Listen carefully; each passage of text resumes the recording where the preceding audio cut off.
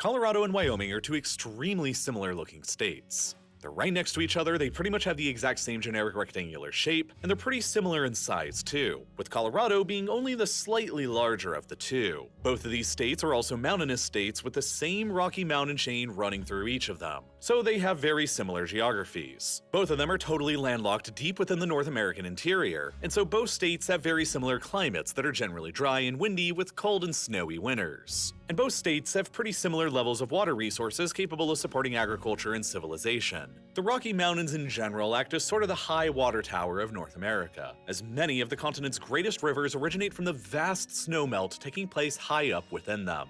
As such, Colorado contains the headwaters for the Rio Grande, Arkansas, Colorado, and South Platte rivers, while Wyoming contains many of the headwaters for the Missouri, Snake Columbia, and North Platte rivers. But since the Colorado and Rio Grande rivers run further downstream to even more arid communities like Arizona, Nevada, Southern California, New Mexico, and Texas, those more arid downstream states rely on the water those rivers provide even more than Colorado. And so they are legally entitled by the US federal government to withdraw more water from them, meaning that Colorado must allow most of their waters to continue on downstream. Wyoming is similarly legally required to also allow most of their rivers' water to continue downstream, but since their rivers don't flow further down to even more arid communities like many of Colorado's rivers do, they're generally allowed to keep more of their waters for themselves. And so Wyoming actually is legally entitled to even more freshwater resources than Colorado is. But despite all of these apparent similarities, and maybe even advantages, Colorado and Wyoming differ in one extremely obvious way.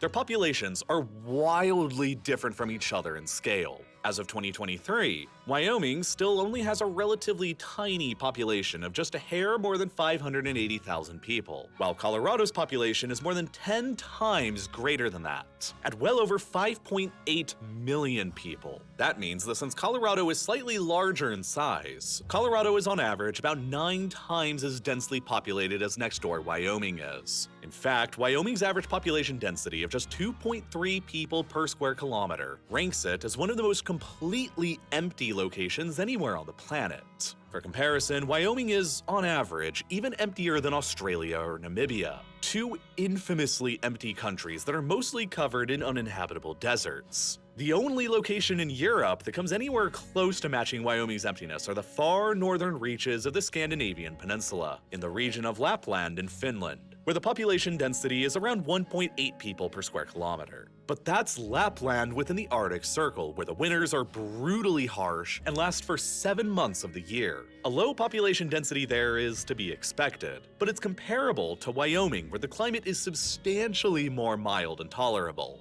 It gets even more interesting though, because Wyoming really is a pretty major population anomaly within the United States. You see, Wyoming is the 10th largest state in the country by area, but it's also by far the absolute smallest in terms of population. Every other state in the country has a significantly higher population than Wyoming, including the really small ones like Vermont, Rhode Island, and Delaware. Put another way, there are a total of 119 counties in the United States that have a larger population than Wyoming does, including little Tulsa County in Oklahoma. And we can still go even smaller. There are 29 cities in the United States that have a larger population than Wyoming, the smallest of which is just Memphis, Tennessee. All the mayors of these 29 cities govern over more people than the actual governor of the state of Wyoming, a state that has so few people in it that it doesn't even really have any cities of its own. The only urban areas in Wyoming are more like towns than cities, since there's only 4 in the entire state that even have a population of more than just 30,000 people. Most other extremely sparsely populated places in the world still have at least one proper major city. Alaska has Anchorage, Namibia has Windhoek, while Mongolia has Ulaanbaatar.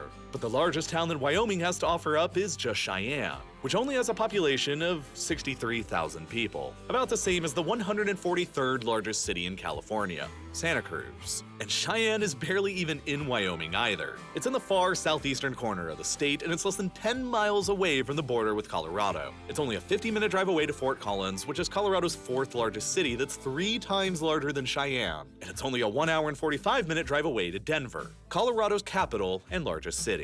In essence, Cheyenne and really most of Wyoming's other towns function more as satellites of Colorado from a transportation and economic perspective, because Colorado's population couldn't be any more different. With more than 5.8 million people, Colorado alone accounts for nearly 40% of the entire population of America's 6 Rocky Mountain states. Denver is by far the largest metropolitan area found anywhere in the Rockies, with a total metro-wide population that is nearing 3 million people today, which all on its own dwarfs the whole population of Wyoming.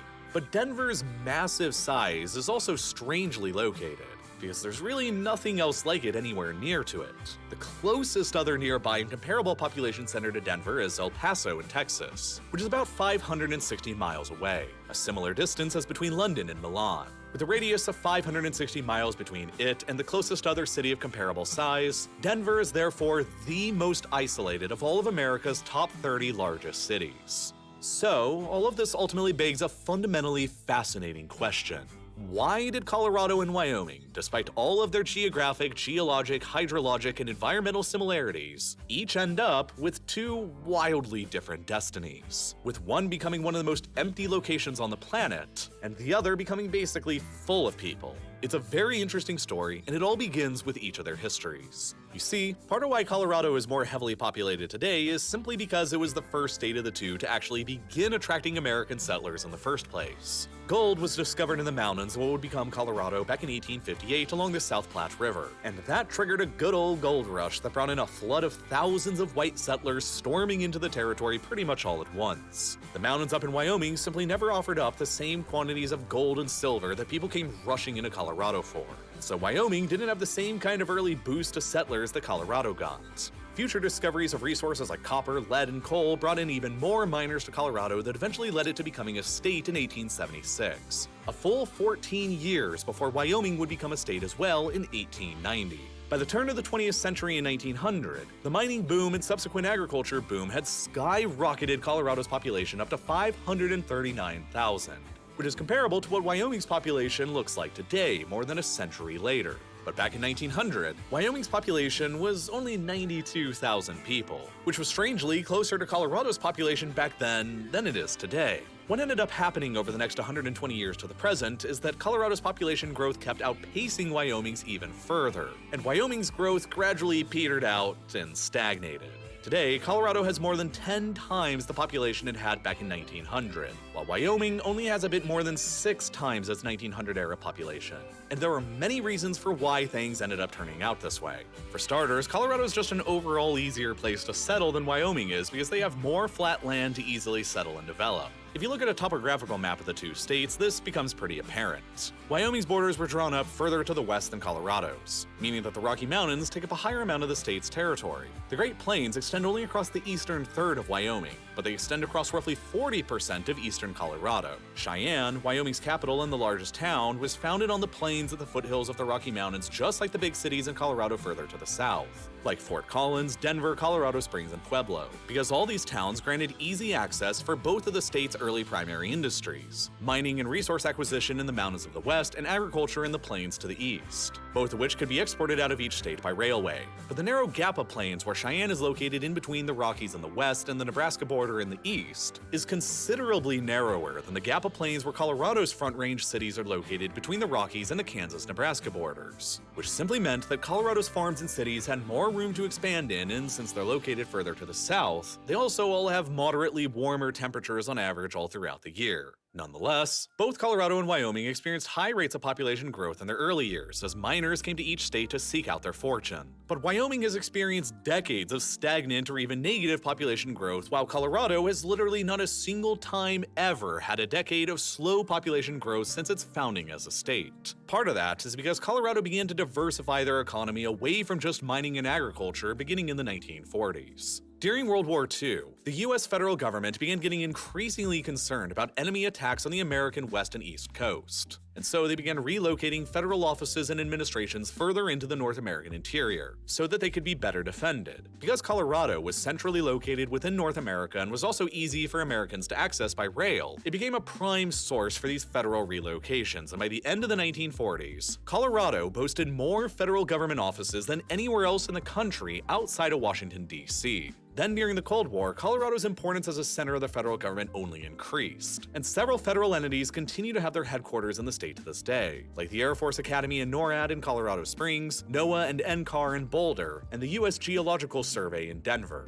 These federal relocations to Denver brought thousands of government employees and their families to the state and served to diversify Colorado's economy away from mining and agriculture, which never happened in Wyoming. And yet, despite more federal employees moving to Colorado, the federal government also owns more of Wyoming than it does Colorado. 48% of Wyoming's total land area is just owned by the federal government outright. And while a lot of that land is dedicated to national and state parks like Yellowstone and Grand Teton, which collectively bring in nearly $1 billion a year in tourism revenue for the state, those revenues don't really generate any growth or industry. And by contrast, only 36% of Colorado's total land area is owned by the federal government, which means that Colorado is much bigger than Wyoming from a settlement and development perspective. It ultimately means that there's only about 51,000 square miles within Wyoming that aren't owned by the federal government and available for private ownership, compared to more than 66,000 square miles within Colorado that are available for private ownership. That's a difference of about 15,000 square miles, which is huge because that's more land